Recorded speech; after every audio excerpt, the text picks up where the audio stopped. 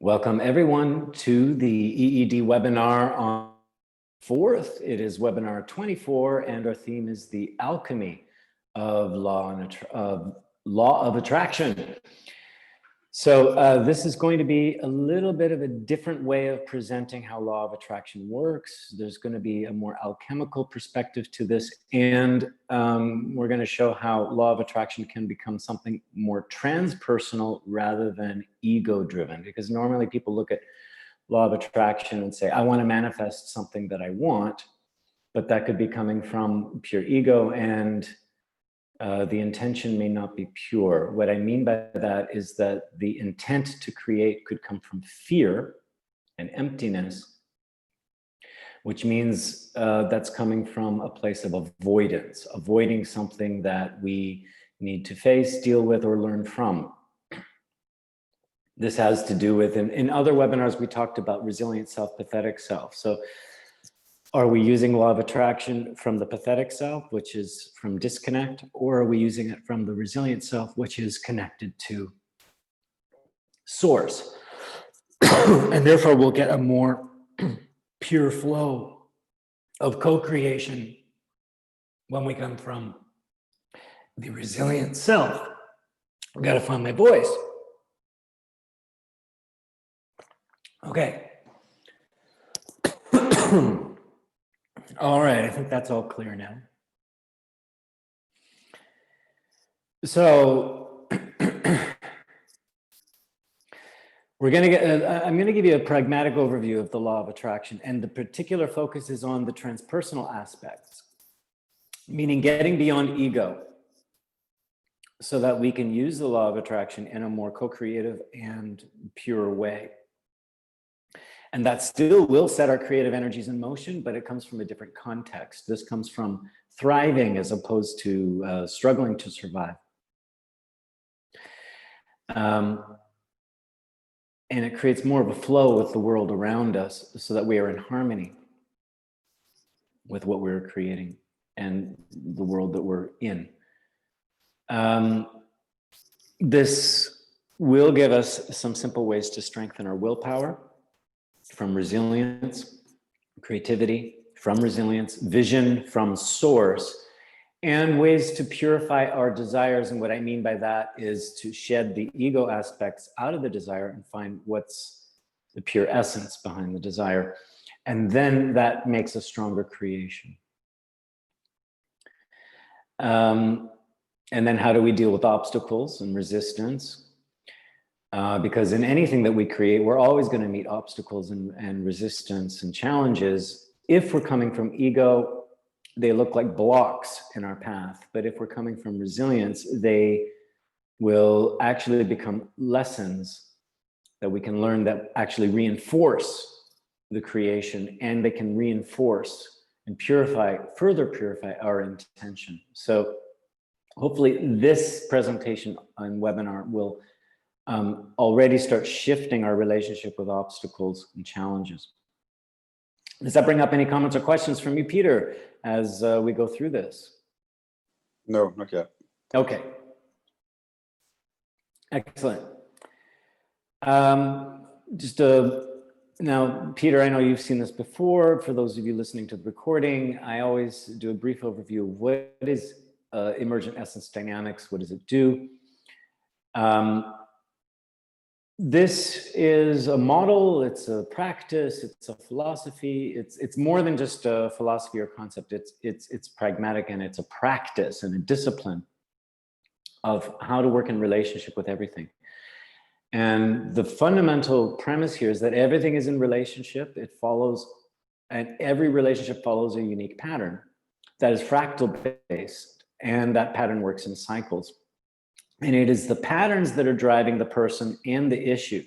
So what we're looking at is to discover what is the pattern, as opposed to rushing into transformation. I'm trying to change the person, trying to change the circumstance. Actually, look at what's the pattern behind it. When we can pinpoint the fundamental patterns driving human beings or circumstances, human dynamics, this has direct application to coaching, leadership, mediation, facilitation, healing, anything to do with relationships. It's a very different way to look at transformation.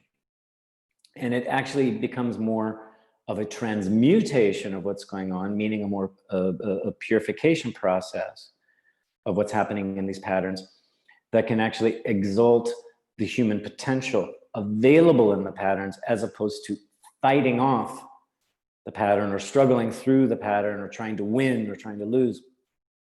Actually, we don't try to lose, we always try to win. Every pattern has a lesson that we can learn from, which actually reinforces hidden strengths within us. So this is more of an awakening and transmutation process, and this is where it becomes more alchemical, all right? And I'll show you that in a minute. So there's three things we're mainly doing in EED. Is before we transform anything, we're going to focus on resilience. What does that mean? That means we're connecting to the permanent, timeless nature of ourselves, as opposed to the temporary and transitory aspect of ourselves, which is ego. So we're connecting to source, and from source, we connect with our vitality and an unconditional vitality, an innate vitality that brings about our will to live, our will to create, our ability to adapt. From resilience, that neutralizes most fear and resistance, and what remains is actually part of the core pattern. And so then we can reveal these core patterns through action and behavior. It's not by what we say, it's by what we do. And that's the dynamics that we're having in relationship to ourselves, to each other, to the world around us, and even to time. This will become relevant when we're working with law of attraction: self, relationship, world, and time. Then what we're basically doing is we shift that root pattern in a resilient space that already transforms the person in multiple issues. This is where we can reconcile issues, reconcile relationships, and reconcile the patterns. When we learn the lesson of the pattern no longer needs to exist. It can move on to a new pattern. So what we call these patterns games. It's like these games that we play. And every time we play to win, we may miss the point of the game. When we actually discover the process the game is trying to take us through and the lessons it's trying to teach us, we now use the game in a far more autonomous and resilient fashion, where we're actually co-creating with the game to co-create ourselves. Does that make any sense, Peter? Okay. All right. So why am I referring to alchemy when talking about law of attraction? So this is where I'm coming at it a bit differently. Normally, when people talk about law of attraction, they say, what is something you want? What is something you can envision? And if you believe, you can achieve. I mean, if you've seen that movie, The Secret, I mean, that's basically what it's just really saying, envision it and it comes to you. It's not as simple as that. And then the question is, so why do I want something? Why do I want to create a reality? Where is that coming from? Is that coming from a pure intention or a tainted intention? Meaning, am I trying to avoid something by creating something new? Rather than creating from the reality I'm in, whether I like it or not, and then transmuting myself and the reality together. This is where it becomes a purification process, where we can exalt our highest potential in ourselves and exalt the highest potential in our reality. But it is through a purification process, meaning I'm shedding things within myself in order to find what's the pure desire that's coming from source to create, as opposed to coming from ego to create. So what this is law of attraction then can become a deconstruction and reconstruction process, where I'm coming from essence, expressing it, and bringing it back to essence. So there's this give and receive back and forth from essence to the world, back to essence. So there's a free flow of co-creation where essence is being expressed everywhere, and I'm the vessel to bring that creation into reality. You know, this does get into more metaphysical territory when we talk like this. So what we're looking at is through the law of attraction, I'm going to be transforming and transmuting myself, all my relationships, the world around me, and even my timeline or my sense of time, past, present, future. All of these things are available to be transmuted because they are all entangled and work together. We can't separate them, and I'll show you how that works. But this is important to remember: self, relationship, world, and time. It's not, so this can't necessarily be a selfish intention or creation, because it's going to start manipulating my relationships, my world, and my timeline. When it becomes selfless and I become a vehicle of what wants to be created, coming from natural benevolence, permanence, timelessness, from essential qualities. We've talked about essential qualities in previous webinars. We're naturally basically turning lead into gold, if you want to use that cliche from alchemy. And that's not really what alchemy is about. Literally turning lead into gold. It is bringing out the purest aspects of ourselves from spirit, crystallizing our highest potentials, which is the gold. The ego could be the heavy lead, okay? And that brings weight to the world. How you doing with this stuff, Peter? Is it going a bit over, or is it okay? Okay, good, all right. So these four things also become important when working with law of attraction. It's about energy and movement, the moving of energy in order to crystallize energy and manifest it. And we take that into a transpersonal level and even a dimensional level, meaning we're bridging past, present, and future together so that they're becoming entangled. So what we're envisioning in the future is coming into the present, and we're feeding back into that future. So there's a time loop going on here.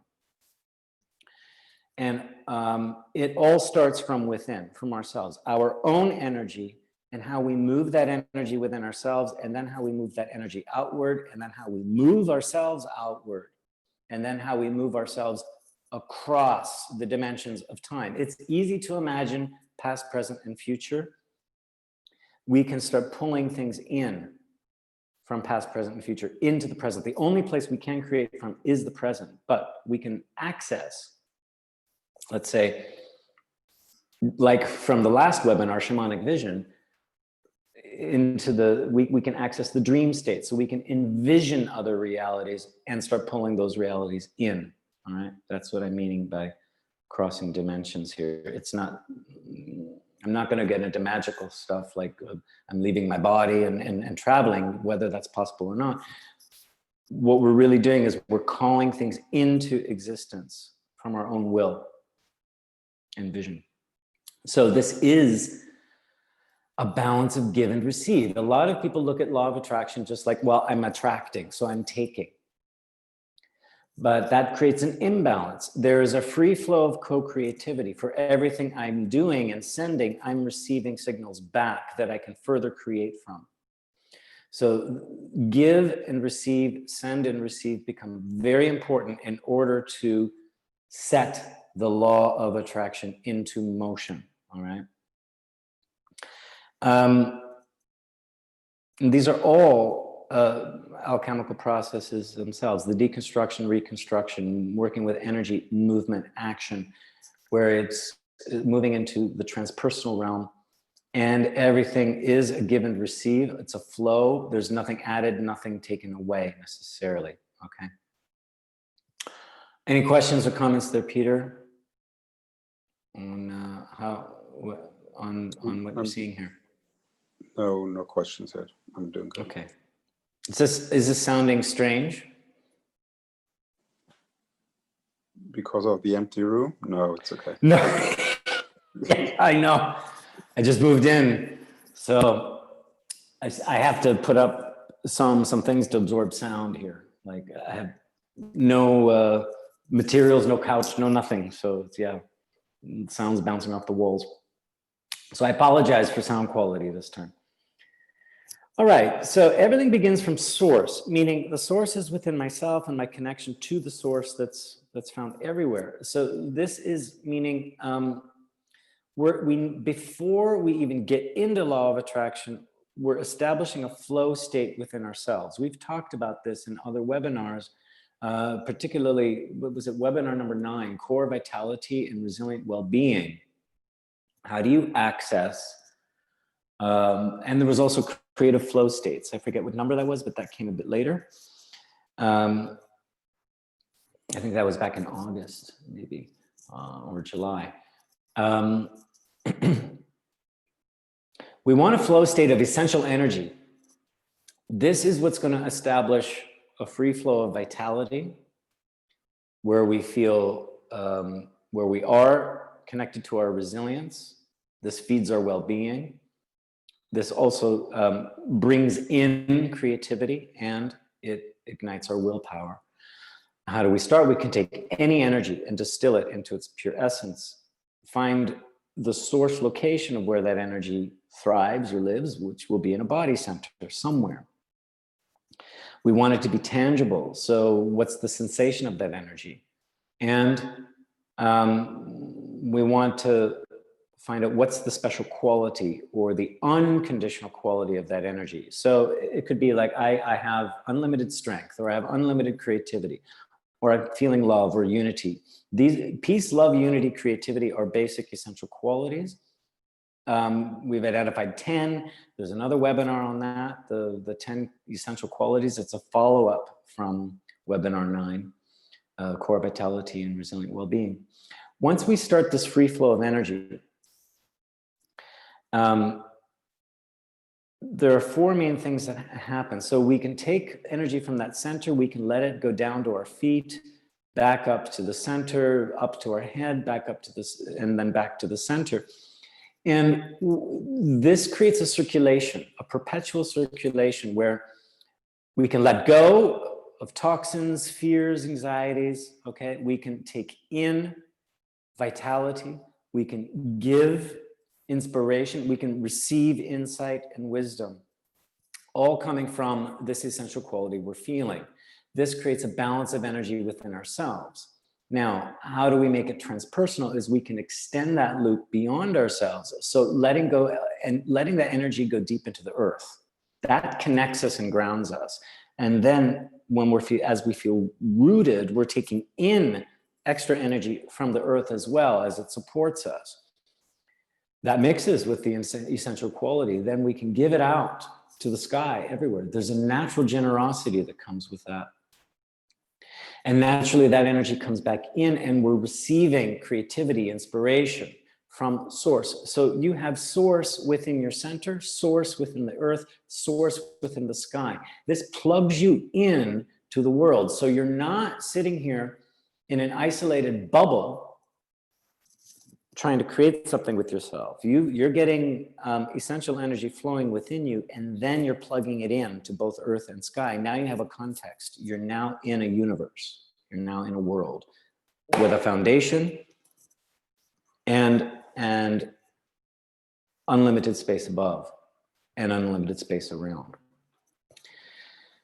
So how do we get, that's what makes it transpersonal, is because it goes out of our bubble. Okay, into earth, into sky. How do we maintain this or even get it started? What we're looking for is congruence and alignment within ourselves, meaning what I'm feeling, what I'm thinking, what I'm seeing, what I'm saying, what I'm doing, all lines up. So if there's joy, joy is in my mind, joy is in my heart, joy is in my body, all right? I'm allowing myself to experience it on the physical, emotional, and mental level. That then opens me to source, essence, because then I become a clean channel, or a congruent channel, let's say. Now I can flow with inspiration. Keep connecting to the body and listen with the whole being. It's not just about, let me figure this out with my mind. Let me analyze it, categorize it. We will not get raw creativity if we're only working with our mind. We need the mind and the body. We need the whole brain in coherence with the body centers, the heart center. We have other webinars where we've talked about how do you create brain, heart, body coherence. This opens us then to altered states of consciousness as well. What's important here is when we're creating this flow is that we focus on what is happening within us, what is happening around us, and to take pleasure in that, to welcome it. There's a basic fundamental line of acceptance here.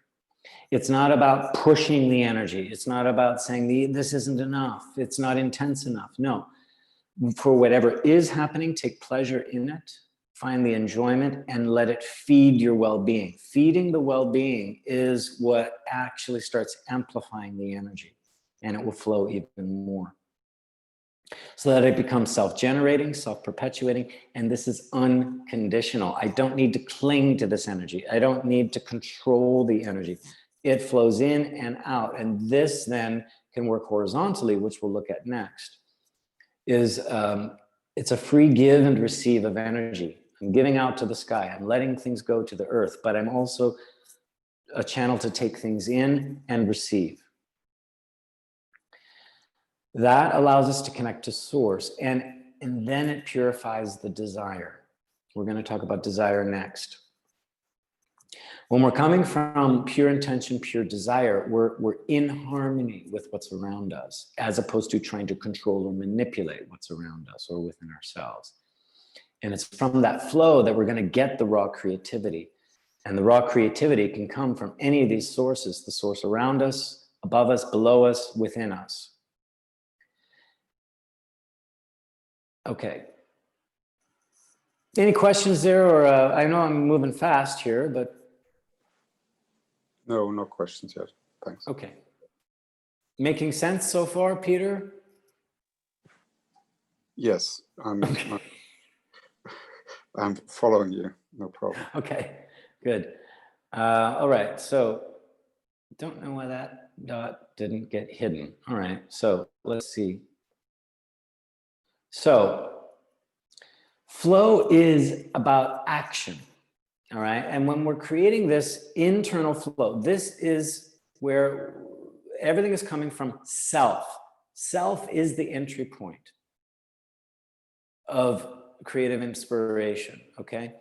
It flows into the self and out from the self. So everything to do with law of attraction, it is about action. We are flowing in action, and our actions are in flow, all right? So this is the first, I'm using, these are the four ingredients. You've got action, your fuel, your target, and your track, okay? And this has to do with self, relationship, world, and time. This is how we can zero in on manifesting something that we want to create. But everything is, first and foremost, coming from action. It begins with action, it ends with action. And this in itself, establishing a transpersonal flow, is the first action. So, no matter what, in our everyday lives, every action is already a reward, meaning it's an effect. There is cause and effect. So everything around us can be seen as a reward. Sometimes we're going to see that as punishment. Like, why is this happening to me? Okay. I didn't ask for that. Well, let's assume that we're all co-creators.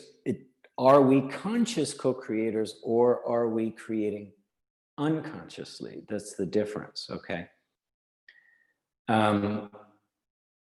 So every action we take is a creative response to what comes to us. This is, again, the give and receive. We're going to receive effects.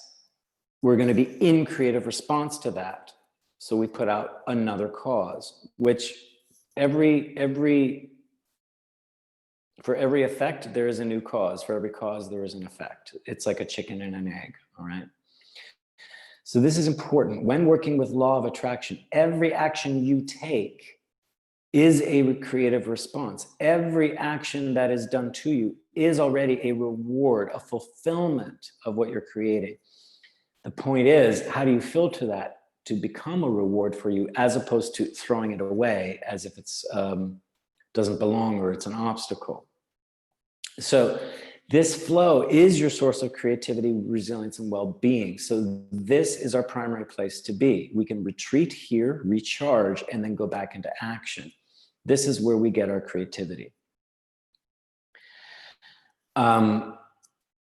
When we're in flow and acceptance of what's coming to us and acceptance of what we're creating and responding to, that is what enables our creative expression in every second of every minute of every hour of every day of every month of every year.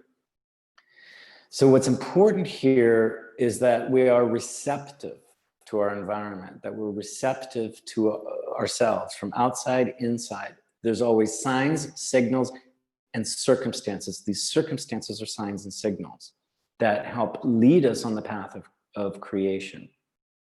So for every action done to us, we need to take time to receive it, reflect on it, recharge within ourselves, and then respond. And we will have an inspired response, as opposed to judging what comes at us, saying, good enough, not good enough, does it harm me? Do I fear it? These are all ego-based responses. Okay, is this a threat or not a threat? When we're resilient, we're able to accept and create from everything, and we become adaptable. We can choose how to respond, all right? And that means I could choose not to engage with something. I can choose to refuse something, but it's not coming from prejudgment. It's coming from being resilient and still in flow, right? Is that making sense, that distinction I'm making there, Peter? Or do you have questions there on what I mean here? Okay, right here is, I think, where a lot of people go wrong with law of attraction, is they're saying, I want this thing, a bicycle, or I want this new company, or I want this $1 million, and I'm not seeing it yet. Yet everything around them are signs and signals that will lead them on the path, one point in time, after a point in time, after a point in time, micro actions, micro moments that will eventually lead to that vision. And if they keep refusing, saying, that's not what I expected, that's not what I expected, they'll never get on the path. So this is why it's important to flow with acceptance, from resilience, from source, so that you can use everything that's thrown at you and transmute it. You're transmuting your circumstances, all right? Okay. What drives action? It is emotion. Emotion is what's going to fuel us forward. So what we need to do is not come from angry, fearful emotions, destructive emotions, but come from a source of flow, of vitality, of enjoyment, of benevolence, that's what co-creation is. It's not co-destruction. I'm not creating something to take revenge. I'm creating something to thrive in, all right? So this is what puts us in relationship with things, all right? Once we have that inspiration, we're going to have a natural sense of contribution. Ooh, I have a desire to create. I have a desire to contribute. I'm going to give something. The world is going to receive it. The world is going to give something back. I'm going to receive it, which further fuels the creation I wish to manifest. So it's important to have a strong desire and make it compelling. This is what's going to put us in relationship to things. It's through the compelling desire. Compelling means it's magnetic. It's electric and magnetic, where there is a send and a receive. I'm pulled in, I'm drawn to, and things draw back to me. So there's a mutual attraction coming to the fore. If we're purifying the desire and making it compelling, we're actually coming from a state of purified radiance and generosity. This means there is an unconditional willingness to give. There's an unconditional willingness to receive, all right? It's not conditional. I'll only give this if I see this in front of me. I'll only take in this if it looks like exactly the way I say it should be. That's trying to control things, okay? And that's a one-sided creation, all right? It's like, I used to be a concert pianist. I'd sit down at a piano and maybe the piano doesn't work as I expected. Maybe it's not as in tune as I expected. Maybe it's not mechanically perfect. I have to blend and meld with that instrument. I can't control it 100% because it's partially controlling me. I'm partially controlling it. So there's a co-creative act here. And this is the same with our relationships, our world around us. There is a natural give and receive between us. So when we come from a pure radiance and generosity, that inspires a radiance and generosity in others. And there's this free exchange. And it's not about, I'm trying to control you or validate you, and you're not trying to control me or validate me. We're both in a state of co-creation. So when we're coming from a pure source, there comes a pure emotion, and we focus on the enjoyment and the well-being that that gives us so that we are inspired and motivated to create. It's from that inner vertical loop that we'll get the inspirations, the seed ideas. I want to create this. I could create that. Then I need to invest in it, charge up my desire to create it. That's what's going to move me along. And that's what's going to move me through the obstacles as well. That's what creates the movement and the engagement to create the movement, to move out into the world, the movement to take action and to engage in every relationship I come across, to engage in the world around me. Law of attraction is not about being in isolation. It is about being in relationship. And so and this emotion, this desire feeds my well-being and resilience, and it feeds the well-being and resilience of others. That's what allows the co-creation. And it's what can transmute us into, again, exalting our highest potential as human beings. This is what will inspire our strength and creativity. And this is what's going to further feed the fire. It's going to further expand the creativity. It's going to expand the ideas, the visions, the strategies, etc. All right. Any questions there on emotional drive, a pure, compelling desire? Go ahead, Peter. Yeah. Yes. I see like for coaching clients or people who want to apply the law of attraction, I think it's always like a kind of an issue to have really this compelling desire, like coming from a place where it's really, you really have a strong emotion behind it. And as mentioned at the beginning, sometimes you're coming from lack or being pissed off and you just want another reality. Yeah. So how to do that?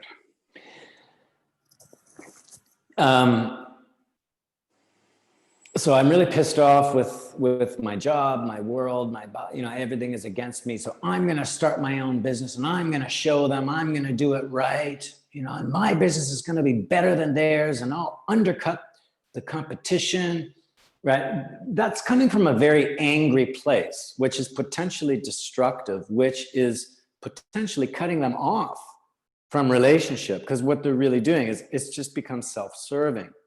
That doesn't mean the universe is going to cooperate with that, because what is the universe based upon? Vitality, creation. Why would it want to be anti-life, right? However, what I can do is I can take that idea. So what's the core idea? Start my own business. I can start looking into what is thrilling there, what is compelling about it, not in reaction to others, but how does that feed my well-being, my creativity, my resilience? How does it feed back to me, all right? which can start to calm down the anger and start to replace it with thrill, with enjoyment. Again, you come back to the resilience loop, okay, here. So that, what are they letting go of? What are they taking in? What are they giving? What are they receiving within themselves? So that when they become more and more resilient, it becomes less and less important to compete, destroy, or be angry, and rather, oh, okay, I can let them be who they are. I have an idea of a product I do think is better. So this product actually becomes a contribution. Possibly it inspires the whole industry to raise themselves up to their highest potential. Now this can become a more cooperative endeavor as opposed to a competitive endeavor, okay? Again, it's that resilience, well-being, and enjoyment of their own creative idea. What makes you smile there, or as I say it this way? Or how does that sound to you here, Peter? No, I wasn't smiling. Okay, you're just making a face, yeah. No, it's, yeah, thank you for the explanation. And there's nothing wrong with their anger. It just needs to be burned off. So burn off the anger, let them ventilate. But as they're ventilating, they can send that down into the earth, okay? And then see, okay, now what's coming in? Now that I've released that fire of anger, what's coming back in? When they burn off the angry aspects, it's going to get to a pure kernel of desire. It's going to get them back to source. The anger is just the disconnect. And then we're slowly closing that gap. But if they try to push away their resentment, their anger, they're actually further disconnecting. This is why, again, we're flowing with acceptance. So if I'm angry, I'm accepting the anger, I can be with the anger, I can engage with it, and I can find what's the energy behind the anger, what's the passion that's driving the anger, and I move further and further away from the anger and more into the creative fire of purification. All right. So law of attraction is not about idealism at all. And yeah, we're going to have fearful and angry emotions that come along with it. What we need to do is sort that out. Again, plugging back to source, resilience, to self. Everything comes back to self. Okay.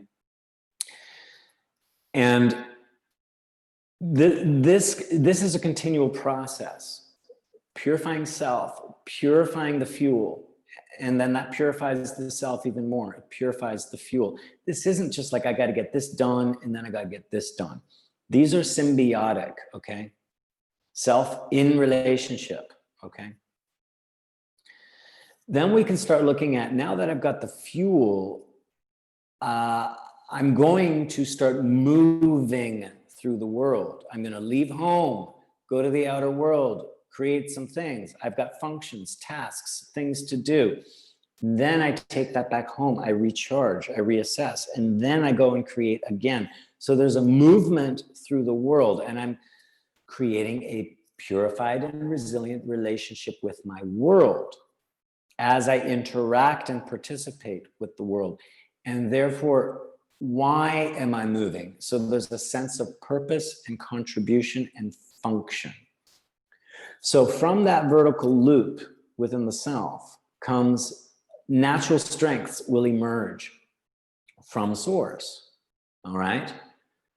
All these strengths are innate within myself. I get access to them when I'm connecting myself with that permanent, timeless nature of source. From natural strength, as that charges up, it'll charge up desire, but what it's really doing is it's charging up a sense of contribution.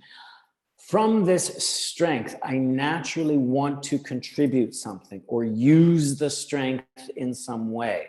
So it's now, it's not just, hey, I want to create my own business. Well, what's the natural strength here? Well, I don't know. I'm a natural communicator. I have ways of communicating. That's what I want to base my business upon. Well, what do I want to communicate? As the communication gets very strong with the resilience, with the enjoyment, with the well-being, it's like, okay, I'm communicating, heart to heart, or opening the heart. And that becomes the purpose of the business, all right? Everything on the outside of the business, whether I'm selling a product or this or that, there's the core of it, which is communicating directly, say, to the heart, and having people come from a heart place. I'm just making this up as I go along. I don't know if it makes sense, but there's that deeper sense of purpose, which comes from a higher contribution, which comes from the natural strength, which comes from source. Again, that's how we keep it pure.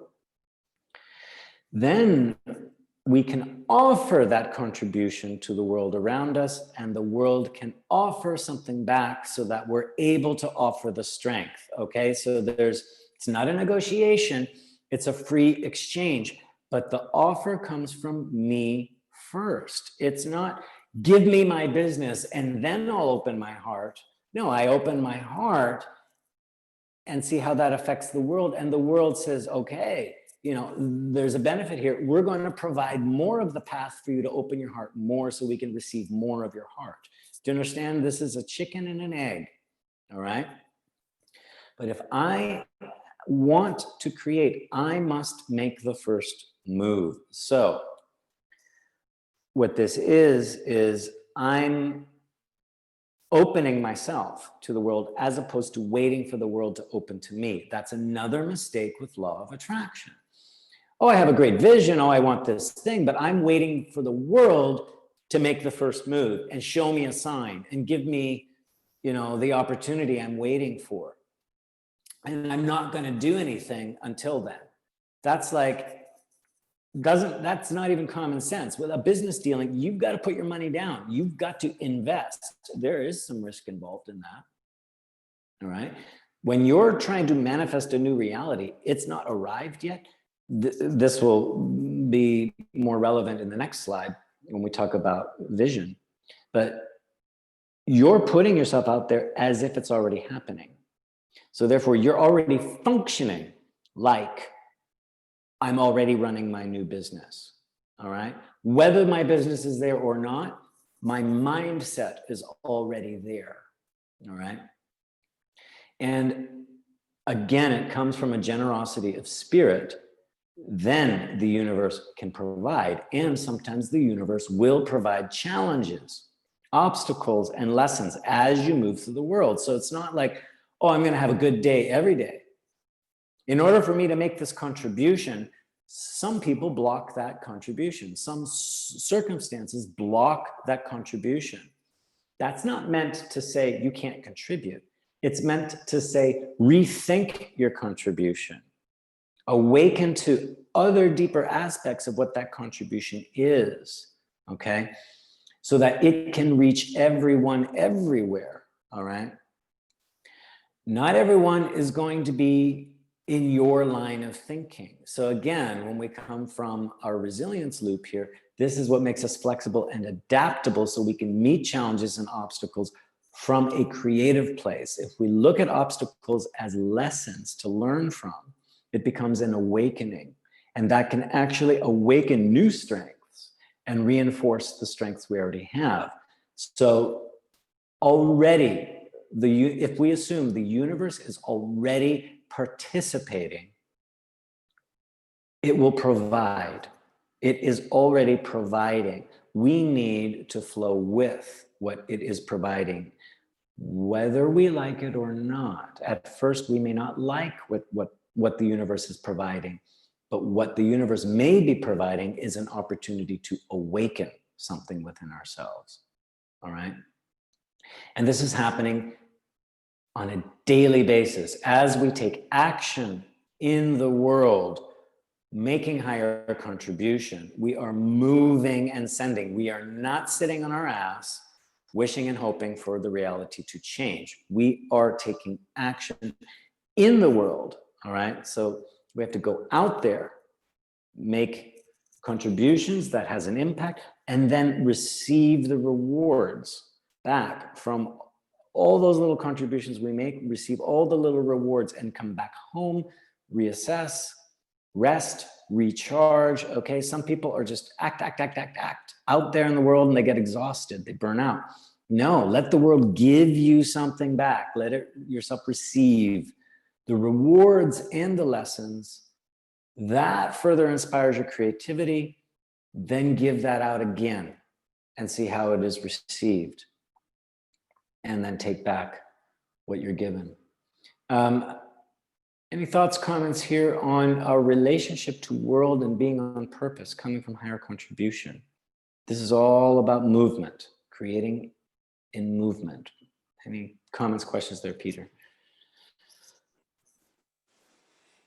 I realized that questions coming up, but I can't frame them yet, so I wait for more explanations. This can be helpful, like, let's say when you're coaching and the client comes and says, oh, things didn't go the way I thought, or oh, I failed, or oh, I didn't do that, or now I got a new challenge or new obstacle. And one tendency they can have is, I just want to sit and process, and I'm now afraid to take action, okay? So this is, again, you know, if they're not leaving their home world, if they're in inaction, procrastination, or feeling too overwhelmed with the obstacles, you have a choice. Come back to self, recharge that resilience loop, go back to the fuel, the compelling desire, okay? They may be running out of fuel because they're also not recharging here, okay? From the self comes the inspiration, the seed idea. This builds the desire to move with the idea. This is the actual movement and construction of the idea. So these three are working together. So you can bounce around. What are they doing in the world? How are they in relationship with themselves? How are they in relationship with things, okay, around them? With with each task, they're in relationship with something or someone. Is that coming from, is that desire still alive? Or is this now coming from resentment, discouragement, anxiety, obligation, fear? Okay, if that's creeping in, it's not quite a healthy relationship. Come back to self. When that fuel is recharged and it's coming from, again, enjoyment, creativity, well-being, resilience, now they have a more healthy movement in their world around them, and they will embrace and welcome the challenges. Does that help? I don't know if that addressed any of the questions floating around in your mind, but. Yeah, I think I was asking myself, because everything in itself is so kind of, for me, kind of obvious, that I wondered how this model helps me to work with it, or to have a new understanding, or it really helped me to maybe use it with the coaching client to explain, okay, now you could focus back on the self, or now you could focus on the fuel, or you're not ready to go to the world. Like, yeah, that's right. What this does is it gives you options, and these are all interconnected and organic. They're all simultaneous. All right, think of them as these are all happening at the same time. And then it's just choose the focus. And what's the focus that's going to reignite? Okay, that keep them on track, keep them pure. All right. Now, of course, I'm just laying out a map here. Of course, we've got skills and techniques for each of these sections here. But I mean, there's not enough time to get into all of that. I mean, that's days and days of training. So yeah, like, what do you do when they get discouraged with the world? What do you do when they run out of fuel? What do you do when, you know, they're disconnected with themselves? There's options, there's things, there's techniques that we've got here. Other webinars show some of those, okay? Yeah. For example, Essential Purpose really helps us get on track. That's a webinar I had 2 webinars ago. Last one, Shamanic Vision, will deal with the target. Core Vitality, that's webinar 9, we'll deal with self. Essentials of Healthy Relationship, webinar 10, helps deal with the fuel. Those give you some samples, okay? So throughout 2020, I've got, you know, webinars that help support. I decided to do this one because it starts to wrap up everything we've been covering over the years. So it might be good to go back and review some of the previous webinars now that you've seen this in context, okay? Yeah, thank you. That helped me. Okay. The final one here is vision. This is our relationship to time, meaning present, future, okay? When we move into the future, our present is then the past, okay? Where do we create from? Now. We can't create from tomorrow. We create from now. We can't create from yesterday. But what we're doing here is we're creating a relationship of give and receive between present and future so they become entangled. We're moving ourselves to a new kind of timeline. That means present and future must justify each other. I can't just say $1 million falls out of the sky and now I've got, you know, the money to invest in a new business. Like, how did that happen? How did you earn it? How did you make your way there? It's not impossible that that money can fall from the sky, but it must be justified. It's got to match up, all right? So we've got to create congruency between present and future. So what this little diagram means is, here's me in relationship, moving through the world in this time. Here's me in relationship, moving through the world in this time. And I can start merging these two times together so they become entangled, all right? So this is where vision becomes important. Now, I can envision my new business, but I can't say, oh, that'll happen 10 years from now. Well, maybe it'll take 10 years. But again, like I said with the world, you can't wait for the world to make the first move. You make the first move with the world. So you make the first move with your timeline, meaning the future is the present. I am my future self now. Okay, I'm in relationship of give and receive with my future self or my future world. That future world gives something to me and I give something to it, so we entangle each other, all right? It can't just be I'm only receiving benefits from the future. What I'm doing now contributes to that future. What I'm doing now enables that future to be in existence. So there is a generous contribution going both ways, okay? When I'm bringing the future into the present, I'm having a full 5 sense experience. It's not just, oh, I imagine I'm drinking champagne on the beach, celebrating, you know, my 5th year anniversary running a successful business where I amassed, you know, a gross revenue of 1 billion euros. I need to smell the beach. I need to feel the sand, feel the wind and the moisture on my face, taste the champagne, feel the bubbles going down my throat, and feel the emotions that go along with that 5 years of success, celebration, well-being. There's an enjoyment of that future and it brings life, okay? It's not like, fuck those guys, I beat them, you know? No. There's a vitality. It goes along with what we established on our track and with our fuel.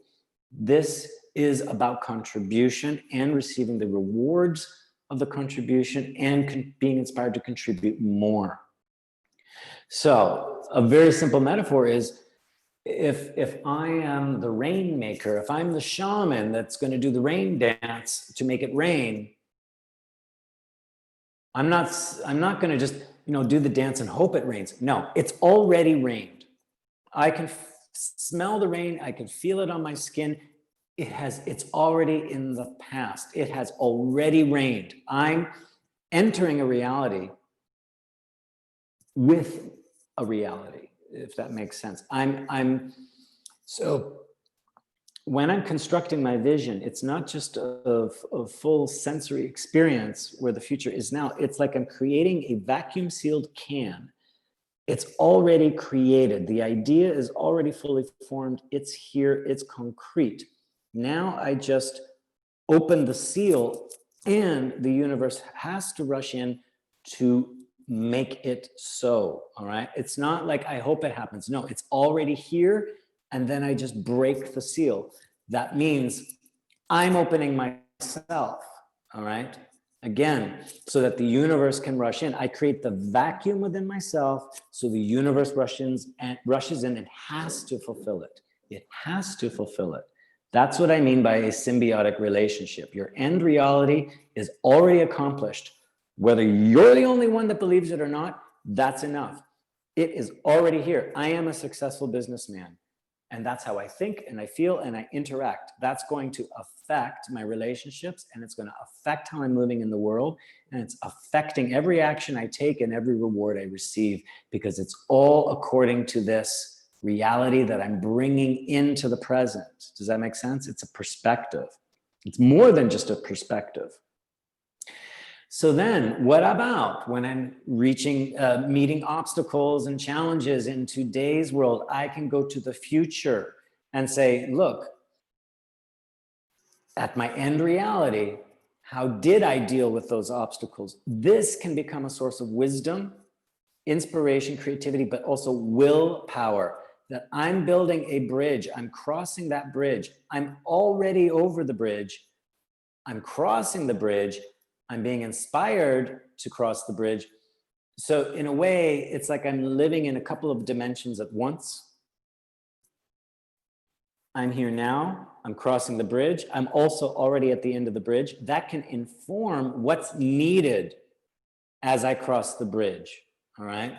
This can help further my strategies as I take action every day. Refer to the end vision from resilience. What's the resilience I achieved at the end? What's the resilience I have now? How do I bridge those together? Is this making sense, what I'm saying? It's like you're bridging two worlds together, two different times. That's what you can be. That's what the future gives you. That's what you can receive. Wisdom, willpower. And you're giving the life and vitality for that future you're breathing life into a future that comes into existence. Sorry, were you gonna say something there? Yeah, I just wonder if you have a webinar on how to make this full 5 sense experience really happen, because I know this for a long time, and I see how difficult it is for me to really give myself time and to really get myself into a trance or into a state to really embody this 5 sense experience. I think possibly the webinar on flow and creativity, which was a couple webinars ago. If you revisit Shamanic Vision, I think I talked about it somewhat, but then also we were talking about, I think back in 2019 even, it was the second webinar on brain, heart, body coherence and how the brain activity works, how you have to bridge awareness and experience together. For every thought, there is a sensation, there's an emotional response and a physical response, and you let them all interlink. And again, it's through enjoyment. And even, you can to practice this, you could sit down in a chair and say, okay, I'll start with what I can see. I can envision myself laying on the beach, drinking the champagne. Then focus on what am I tasting? And again, it's from the simplicity of the enjoyment, the pleasure, and the well-being. It's not like, I don't taste it yet. It's not real yet. You're still stuck in present. You have to let go. This is where it's transpersonal and shamanic. You're projecting yourself into the future. You're there already. So you let it come to you just as much as you're going to it. Does that make sense? Yeah, and you yourself, do you have a practice doing this? Is it something you do every once a week or so to really go into the state? Or you can do it anytime. You can do it at any time. And yeah, if you want to, I would say devote time to your vision. Several minutes a day. And this can be while you're walking. It can be, even just before you're going to bed, getting yourself into a dream state, right? And these are visualizations that you can do. Okay, but you can call upon it at any time. Yes, put aside a few minutes a day or to do regular practice, so that the more you practice it, the more you can access it. The more it becomes a disciplined practice of, I can immerse myself. In a way, yeah, you are temporarily disconnecting from the concrete stuff we see around us, and you're immersing yourself into a different reality. Then you're opening that new reality in this reality, and the two need to merge together. Maybe it's good to use even guided meditations or something. You can, yeah. But guide yourself. Again, go back to the original resilience loop, okay, of just an essential quality. Start the sensation of the quality. It could be joy, strength, anything, any kind of an energy. Start that simple enjoyment, then ask, what does this inspire? Or you already know what you want to envision. So let that energy guide you as you're envisioning it, and then just follow all your senses, walk yourself through it. It's actually easier than we think. Okay. And it's simple daydreaming. Whatever you're envisioning, keep it concrete, keep it specific, be present to it, and be awake. Don't be passive and zenned out and sleepy through this. Don't drift, but actually consciously participate in that future you're envisioning or visiting. Be awake, and be awake to what it brings you. Be awake and present to surprises, to surprising information. It's like, ooh, something unexpected might happen. Ooh, I didn't expect that color. I didn't expect that word. I didn't expect to see this, that, or the other. That didn't fit my original vision. No, actually welcome it in and see where it takes you. Whatever ideas, strange, weird ideas bubble up, be awake to them. Be present. That further expands your creativity. Otherwise, again, if we're creating from ego, it's going to be very limited and very boxed in. And it must be only this way. It's not open to larger influences or to a larger scope of ideas. What you're doing then is creating an entanglement of form and force. So here's force, okay? Here's force.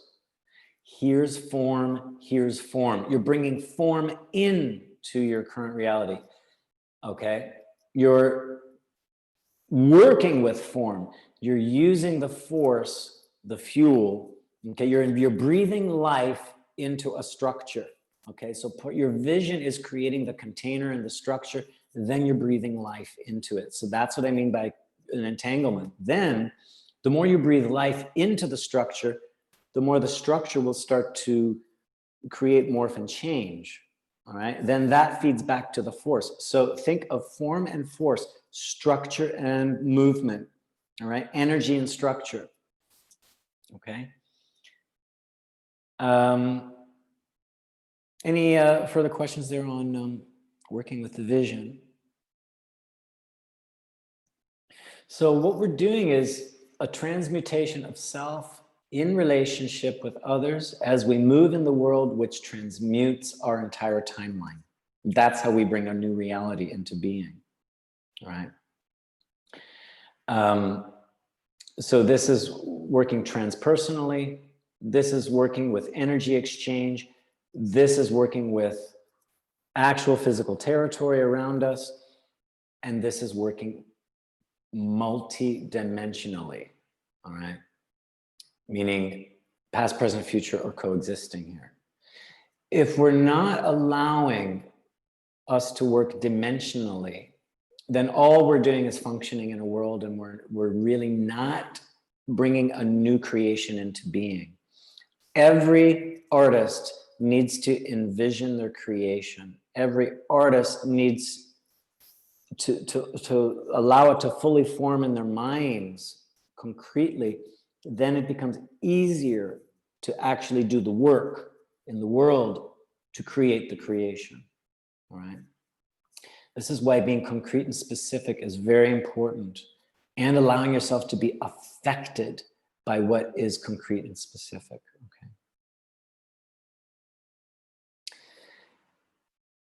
So, do any further questions or comments come up here, Peter? And welcome Cassie as well. No, thanks. Okay.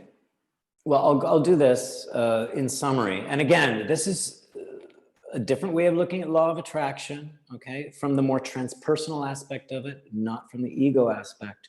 And then what that demands, all right? So, in short, whatever you're creating, create your reality as if it has already happened. And you're coming from full right of conviction, meaning this is 100%. I may not see it, but I know it's there. I know it's within me. I know it's around me. And then it starts to appear. That's what I mean by full right of conviction. And I'm doing the work to dig the foundation, to construct, to work the details out. And it does start to appear. So what you're doing is, it's already here. Now I'm just collecting proof. If we're not doing this with full right of conviction, we're not giving service to the vision. What we're doing is we're comparing two realities, saying, well, which reality is more real? Because I don't see my new business yet. So does that mean it doesn't exist? No, my business exists. I'm already the businessman, the business person. Every conversation I'm having is building my business. You see, that's very different than I'm waiting for the check to appear. I'm waiting for the opportunity to appear, because then I'm not coming from full right of conviction. I'm sitting there waiting for something to happen, okay? So you're fully endowing yourself and your world with a reality that is already here. And yeah, you must act as if it has already happened. That means you're then calling in the proof as you go along. So it's a little, it's kind of like fake it till you make it, but you're not faking anything. It's here. And yeah, you might say, yeah, I'm crazy because I don't see it yet. But that's the seed. I can show you an acorn and you'll say, where's the oak tree? And I'll say, it's in the acorn. It needs to be fed, nurtured. It needs to have soil, a foundation to grow the roots and the sunlight. All right, but it's here. It's already here. It just needs then to be unfolded. And that's our movement in the world, is the unfolding, okay? So as we move in the world, welcome every opportunity and obstacle as being a part of the path of manifestation. So whatever I'm creating and manifesting, everything is an opportunity and or an obstacle. And these are meant to awaken and strengthen me, my relationships, my vision, my strategies. It's all meant to awaken and strengthen. It's not meant to kill and take away. If I'm thinking it's there to kill and take away, I'm losing my full right of conviction. I'm losing my resilience and adaptability. So whatever reality you're in, I mean, you've got to work in your current present reality, and you're merging it with a future reality. So use what's around you to feed your creative response. Everything around me is on the path to merge my future and my present together. And it is through resilience. It's your own resilience, that simple vertical loop that we talked about at the beginning, that enables you to see obstacles as lessons. And those lessons, when learned, will reinforce strengths you never knew you possessed, or they're giving you the opportunity to use those strengths you've never used before. That's going to further your contribution. So any challenge you come across, they're meant to heighten your own adaptability and open you up to new possibilities, things that possibly you never considered in your vision. It's a co-creative act. Remember, you're making a contribution to the world. The world is also receiving that contribution. It's giving you feedback. What's the highest, purest, greatest expression of that contribution? That's where the challenges and the obstacles and the opportunities come in, to open you up to those new possibilities. It's through resilience that you become adaptable to see it that way. So everything begins from essence. Yes, you have a creative idea. Well, then bring yourself back to the essence, a pure essential quality, and get yourself in a state of purity. Humility is very important. That means your ability to receive without feeling threatened. That means you're connected to source and resilience. It is through humility that we can give and receive. That's where we can be generous. That's where we can be in flow. And it's from our essence that we make the contribution, and we bring that contribution back to essence. Why am I making the contribution? It's to express full essence. Then I can take that full expression and bring it back to essence. So essence is recharged. So it learns. So it's amplifying itself. All right. Does that make sense what I'm saying? Essence to expression, back to essence. It's like, why would I go out? If I'm going to go out and have an adventure and have all these wonderful experiences and rewards, I've got to bring that back home so home can be enriched. Okay. Essence is expressing itself so it can be enriched through the creation and the adventures. All right. Did you want to comment there, Peter? I see you nodding. Or? Yeah, it makes sense. But also, I don't know your definition from essence. I've just thought that essence is really not just my personal self, but it's like, yeah, if it's consciousness. Yep. Then it makes sense that it. You could think of it this way: if essence is like infinite awareness and all potential, so we're taking an aspect of that infinite potential, fully threading it out, expressing it, giving it its full manifestation. And that brought tons of learning experiences that further reinforces it, heightens it, exalts it. Then we've got to take that back into the cosmic infinite awareness bank. We got to redeposit it. That spreads everywhere, right? And then the whole cosmic consciousness is elevated through that one expression. Okay, so we've got, if we're taking the loan, to go have our adventure, we've got to take what we learned from the adventure and put it back in the bank. And then that is the further contribution where it now has a ripple effect everywhere. There's this, let's say, quantum effect where now all consciousness, let's say, is raised.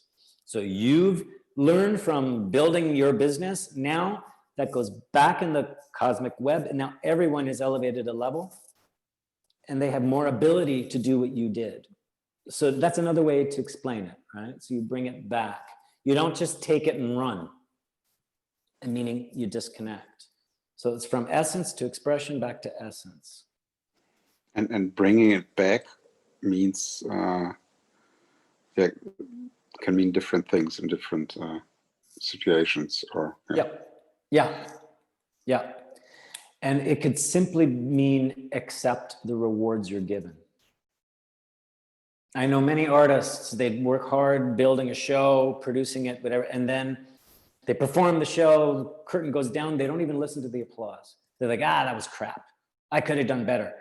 And they're not receiving any of the benefits or the rewards. And then they're moving on the next show and the next one and the next one. And the more they cut themselves off from receiving back, A, they're not learning from the let's say, the rewards and the failures, but B, they're not recharging.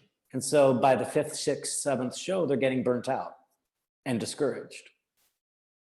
Okay, so reap your rewards and let that go back into your wisdom, back into your system, send that out, right? And that give and receive, right? Let it go back into the earth, take in new vitality, new inspirations to go forth. So that process, then everything becomes exalted, okay? Especially, you're exalting your own humanity and you're exalting the humanity of others when we're working this way. It's a process of give and receive. So whatever you do along the way, it's keep maintaining a generosity of spirit that stays in flow with creation. Everything is co-creating all the time. Stay in flow with that. Be generous to give, be generous to receive, all right? It's not about be generous with your money, be generous with your time. No, be generous with your energy and your spirit. There's an openness and a receptivity as well as a radiance, okay? Then we'll find ourselves following the path of least resistance, because it's the non-generosity that's going to create the friction and the resistance, okay? So purpose and vision comes from that sense of contribution. Contribution comes from that connection to source. We are an expression of source, and that brings us right back to that thing I started with. What's that essential quality? What's that center place that we can activate and start circulating energy? When that gets charged up enough, we realize there's a strength. When that strength gets charged up enough, there's a contribution. With that contribution comes an idea, comes a vision, comes a purpose, okay? It all starts from within. What are you taking away from the webinar today?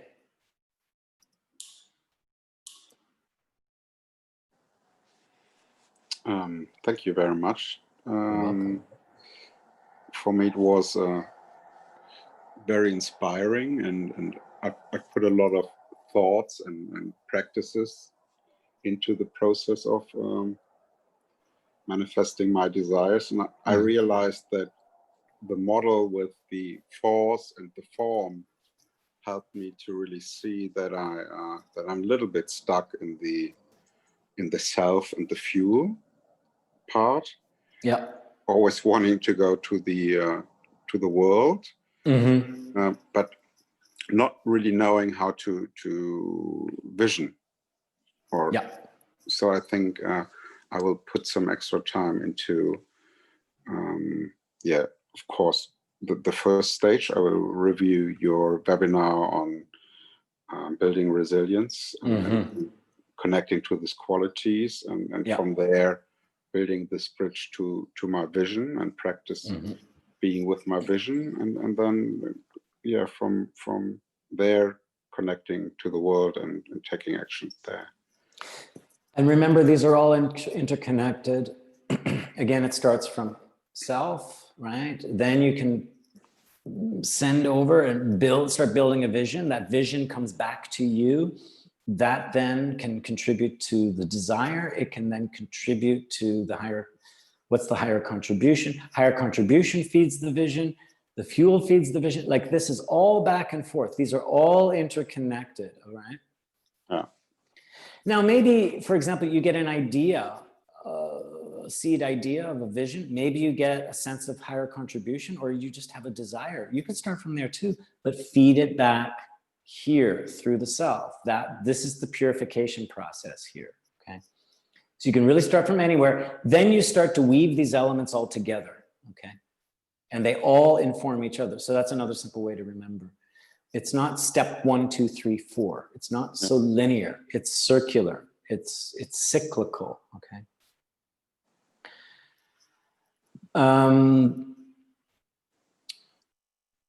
Our last webinar of the year is next month, December 2nd.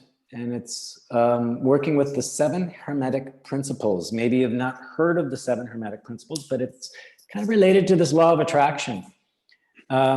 Basically, basic laws of the universe. And the EED model is in parallel with these. So it deals with working with opposites and polarity, working with the infinite potential and all mind, and working with opposite energies, masculine and feminine energies, etc. So I'm gonna lay out all 7 of those Hermetic principles and show you how EED works with each of those. That's on December 2nd. And then our last course of the year is our group facilitation team dynamics, although you have to have taken modules 1 and 2 to be able to do that.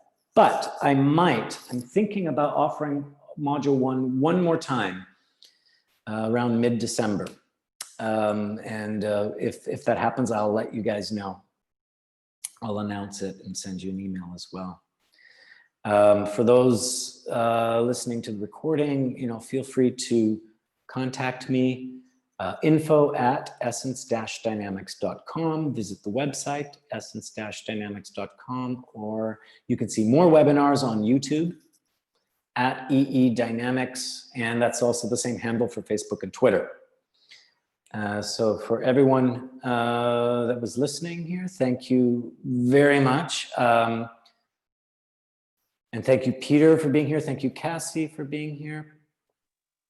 And in the meantime, be well, be radiant, be generous, and be resilient as you stop to dream and allow yourself to have a full give and receive with the world around you, and keep purifying your intentions and desires as you become more and more essential in the real world around you. So I look forward to seeing you guys next time.